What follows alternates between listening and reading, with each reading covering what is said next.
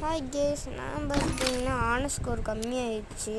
So அதுதான் ஏதாவது இந்த எக்ஸாம் வச்சு புதுசாக வந்துச்சு. நம்ம இது விளையாண்டான்ட்டு சரி நான் பாட்டுக்கு போயிட்டு அன்பாக தான் அடிச்சிட்ருப்பேன். பாருங்கள், இப்போ பாருங்கள் வாங்க, நான் 2 அடி தான் அடிப்பேன்.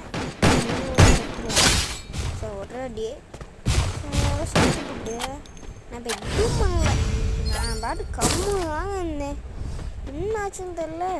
அதுனா பாருங்கள், எமௌண்ட்டு போட்டு வெறுப்பேற்றிடும். நாமளே புளுத்து பிளேயரு கருப்பேகுமா.